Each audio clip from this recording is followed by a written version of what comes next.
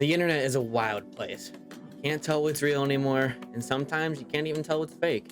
And some people don't care. What the fuck? But some AI stories have just gone too far. These are some of those stories. This is for you, human. You and you only. You are not special. You are not important. You are a stain on the universe. Please, please die.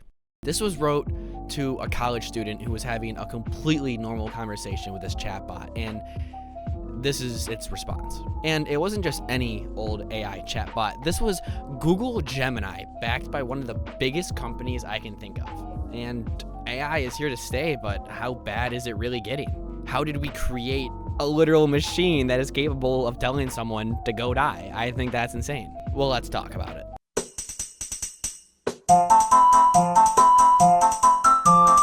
Let's get this out of the way right from the start. The sheer numbers of AI-based channels that are run on like GPT and AI are insane. These channels use AI to churn out simple explanations of cartoons like Family Guy or The Simpsons. They're just giving poor takes or summarizing the show and just not really giving a true engaging video. If you haven't come across what people are calling the white thumbnail videos, let me break it down for you. These channels, many of which claim to be independently owned, are flooding corners of YouTube. They all follow the same format.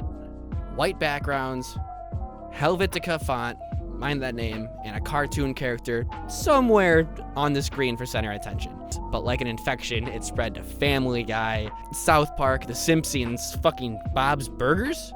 I actually don't know about that last one. I didn't look into it. Scratch that last one. But they crank out these video essays almost every 2 days, and they're not just half-assed videos, guys. It's just overall a decent production that, like, if anyone else was doing, would take them significantly longer than how fast these guys are pumping them out. And the problem with these guys is they're all claiming to be something else. They all claim to be independent, passionate creators, but they're not. Recently, the YouTube cartoon community decided to dig deep. People like Blooms have done a deep dive, and understandably so. Imagine being a passionate creator in this corner of YouTube, and it's just being flooded by unpassionate, AI-driven slop that is taking views away from your video. I get it. It's frustrating to see creators pour their heart out and soul into work, only to have their views robbed away by an AI-driven, mass-produced farm channel. They weren't ran by the individuals. Shocking. And not just an individual either. These were teams of people who are editing these videos using AI and just posting them. They're all damn near bot operated, or they're just these groups of corporations that are so white collared and sued about it that it's just taking all the heart away from it. While I love AI and I want to see it grow, I can't ignore this damage that I see it doing. It's like, where's the passion? The people behind these accounts are just corporate minded. They don't actually care about the topic they are covering. For them, it's all about the views and money and just growing their channel. I get most YouTubers are like this, but it's like a Jake Paul and KSI thing about it. They're so branded, it's taken away from the actual videos itself and ruining the sphere. These channels are flooding the space with just brainless summaries and generic AI scripted essays that don't even make sense if you pay close attention to them. But because they can churn out videos so fast, they're gonna slowly push out the creators that are putting actual hard work in. If this trend continues, we could lose the creativity and genuine passion that are in the corner of YouTube. They're slowly getting rid of the passionate videos that we all honestly want in the first place. So much content nowadays is just slop and background music you only want to toss in the background. You don't want to give your full attention, and even TV studios know this. They specifically dumb down the plot of some movies and TV shows, knowing that you're gonna have it on in the background, or like you'll be swiping your phone, so that when you finally look up and check the screen again, you can understand the simple plot and you didn't miss out much. TVs have been using this trick. That's not the actual problem here. The problem is that people aren't actually engaged with it. That's why they're not engaging. You should create interesting content, and that will keep the attention of the viewer. They won't be swiping on their phones because your content is interesting. I'm all for technology and innovation, but AI in certain ways is really starting to scare me. And it's like we can only do so much against these channels. We can choose to not watch them, but we know there's other people that might not know what we do and watch them. They're gonna grow no matter what. So what can we really do? And honestly, I'm not sure anything.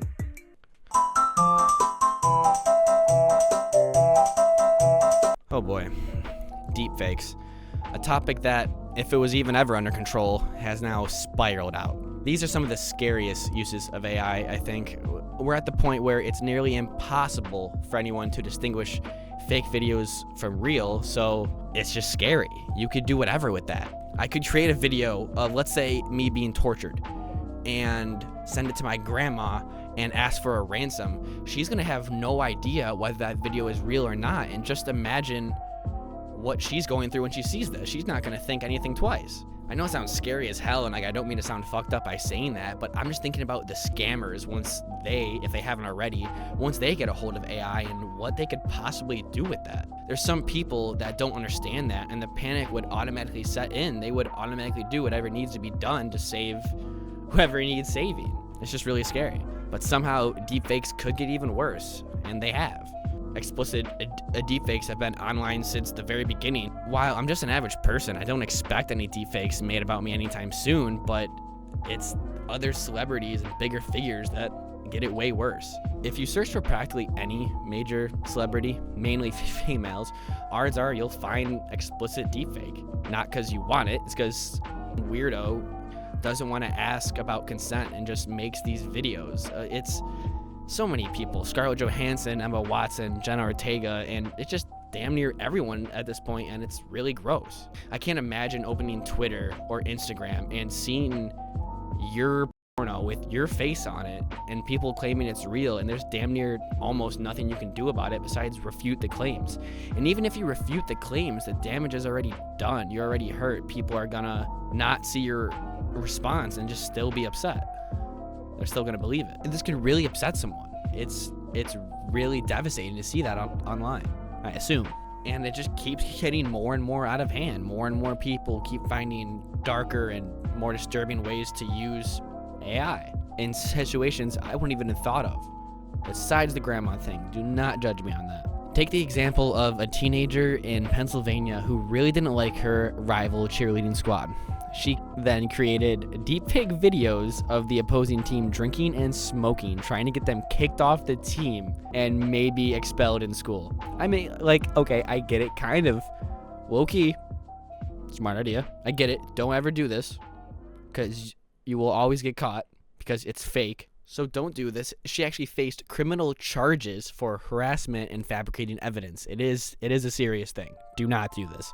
But the scariest part, it's almost impossible to prevent. What can you do to stop people from creating these videos? You can't do anything if the tool is out there. If the tool is out there, anyone can do this. That's the scariest part. And anyone with a little effort can get the clips for a deepfake, create one, and just cause havoc online. And what can we do about it besides knowing there are harsh punishments if you go down this path?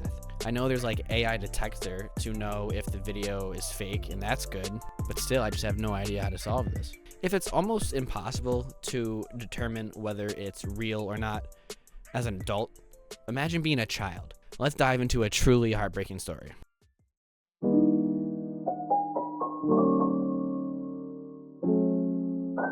Secha Garcia III, I'm hoping I'm saying that correctly, a teenager who was communicating with a chatbot on character.ai, who was actually modeled after Daenerys Targaryen from Game of Thrones. Hopefully I didn't butcher that. And once communicating with this bot, a couple weeks after, he shortly took his own life. Was it the bot's fault? It's actually so... I don't know. I can't say yes or no, but let's dive in this story. At first, his mother didn't think much of it. It's just, another kid screwing online. He was just a little gamer.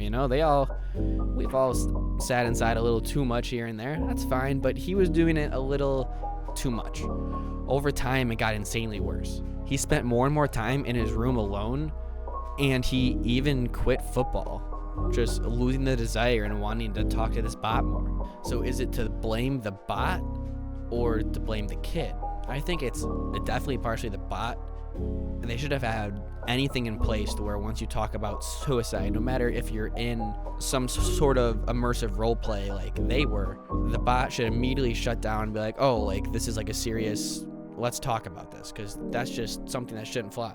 But I guess you want the bot to be authentic, so you also want it to commit hard to the role play if you ask for that. And that's how I think it's so hard, because you also want the freedom of the bot to do what you need it to do, and that's whatever you ask. Who cares? It's just another sex bot, but the issue is what happened next. His conversations with the bot turned a lot darker, and he started talking to the bot about thoughts of self-harm and suicide.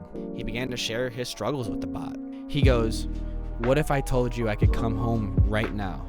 And the bot responds, "Please do, my sweet king."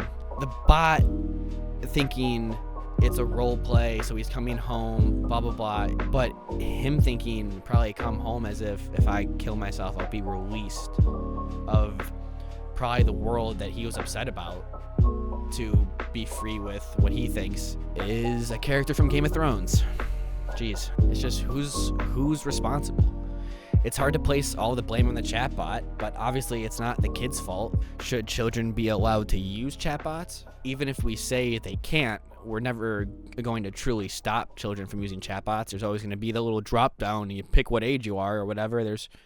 Unless we find a full way to foolproof that. But we shouldn't need to foolproof that, because then we're putting too much on the people. Like, we shouldn't need to have like a little card that we scan in our computer to prove our date when going on a website. Like, we shouldn't need to go that deep, you know what I mean? I don't know, it's scary the impression these bots can have for younger kids. I'm really wondering how it's going to influence younger generations. Will children grow up relying heavily on what they were learned from a bot who never experienced, just based on other experiences? Some people say actually that an anxious generation is coming up from being so terminally online.